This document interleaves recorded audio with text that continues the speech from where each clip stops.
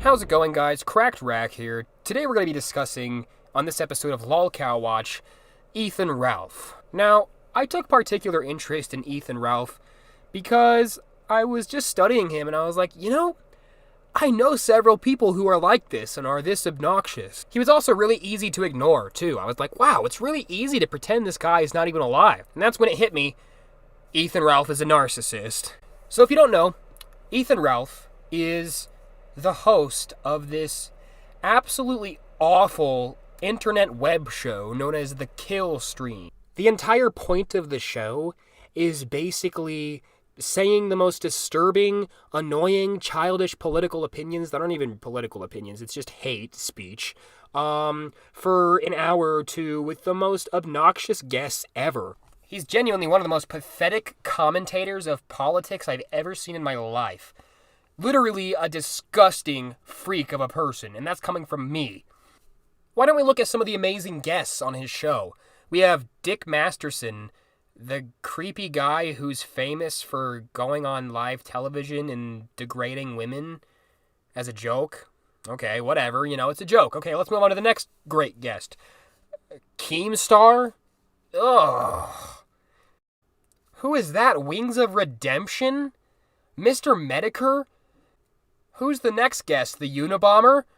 Aw, darn, I bet you guys could have got Ian Watkins on a guest position before he was, murked. Now, the Kill Stream, I sat through 2 episodes. Barely could make it. Horrible podcast. Shouldn't even be allowed anywhere. Not because it's offensive. I love offensive material. I love it. Not because it's divisive.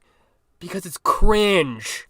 The entire show leaks with malignant narcissist 40-year-old man energy. It's just aggressive, it's unintelligent, it's uneducated, it's just embarrassing.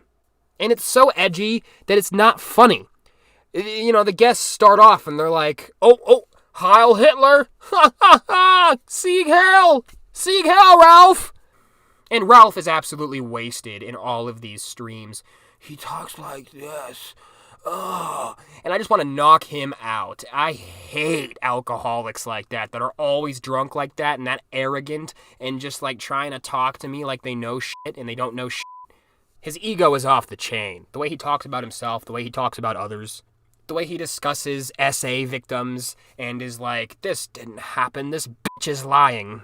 And then goes on a drunken rant for an hour about how there could never be a punishment enough for the victim. Stuff that he knows is not true. He's just saying it to get negative attention, which is such pathetic narcissistic behavior. It's the worst kind of narcissist there is. I would not say Ethan Ralph is a high-functioning, covert narcissist or anything like that. He's a low-functioning, very low-functioning, malignant narcissist. Not that I'm a psychologist, but come on.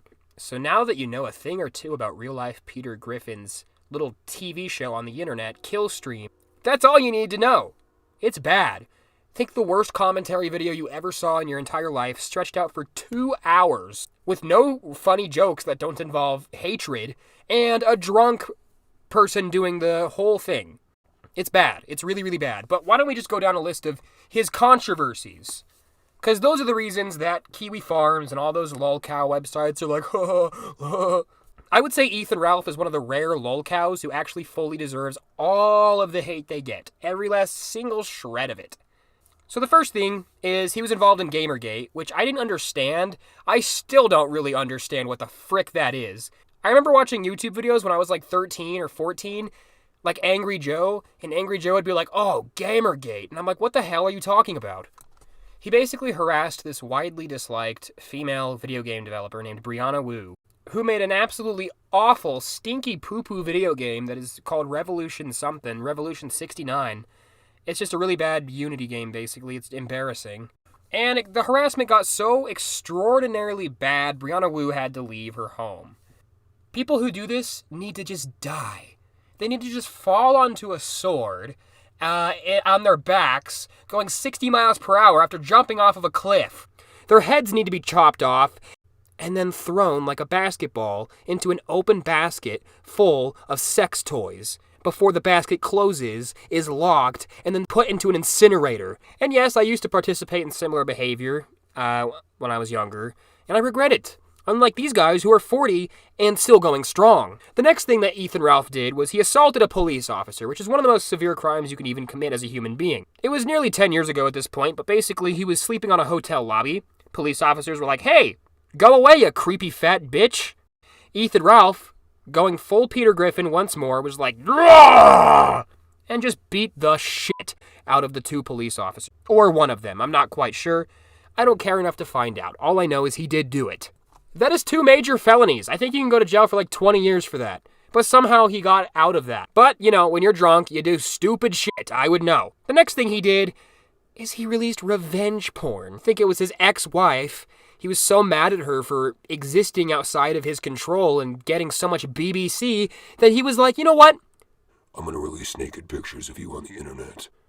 And he did, but he was so bad at it, and he released pictures that were easily traced back to his phone, and he was arrested for it. Then, when he went to Portugal, which I don't know why you want to go to Portugal. What the hell is Ethan Ralph going to do in Portugal? Rub grilled cheese sandwich grease all over his naked stomach and rub it all over the buildings to create a snail trail? I really don't understand what there is to do for him there. And unsurprisingly, he was targeted by foreigners who, some of those foreigners are frickin' scary. They targeted him, and they beat him to near death. Like missing teeth level of beaten to near death. I can't even show you the photo or I would get banned. He was beaten so severely, he looked like one of the characters killed in a Serbian film. He looked horrible. He didn't care. In fact, same trip. Not much later, he got into another fight in Portugal, this time voluntarily, with someone he beefed with online. So he clearly does not care about his life at all. I have no respect for cyberstalkers. They're the most cowardly, pathetic types of people on planet Earth. And that's the kind of person Ethan is. He doesn't care about anybody but himself. He doesn't even really care about himself. He cares about nothing but attention and instant gratification. He is an alcoholic scumbag, an abuser of women, likely some type of ASPD nutcase, and a white supremacist. He's a white supremacist on top of it all. And it's not like a misunderstanding or, he's a right-winger, so he must be a white supremacist. No. He's a white supremacist, or the real one. The kind that on his Twitter is ranting like a schizophrenic going, "Oh, we're the white pride nation, yes." And then, if things can get any weirder, he was one of the original footage takers of Chris Chan's arrest, where he tells the officer that Chris Chan is a good person. Hey, please do take good care of her. She is a good person. So all in all, there you go. There's a brief rundown of Ethan Ralph. I know plenty of people are confused about who he is because he's just so strange and his story is so boring and just disturbing and annoying. I certainly couldn't figure it out. For years, I kept seeing Ethan Ralph, and I was like, who cares? But yeah, no, he sucks. Also, his bodily proportions are really, really, really, really, really weird. But I can't point that out because YouTube is going to ban it and be like, hey, no harassment and cyberbullying on this person who spends his entire life harassing and cyberbullying people. Ethan Ralph is a joke, man. He deserves every bit of banning, hatred, revenge, and everything that comes his way. He is the only Lolcow. The only one, I think, that I have absolutely zero sympathy about anything that happens to him. Because he doesn't care about what happens to him. When you're dealing with someone who doesn't care what happens to them like that, it is so pathetic. It's not even just self-destruction, it's selfish, it takes down everything around him. Honestly, I respect Chris Chan more than Ethan Ralph.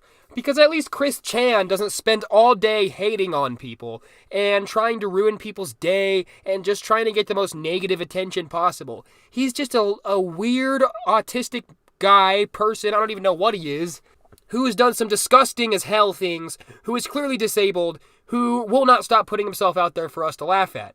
That's a lot more respectable than somebody who just wants to cause as much harm and spread their seed in the most negative way possible, like Ethan Ralph. And mind you, I am not somebody who's like, oh, I hate offensive content. I love offensive content.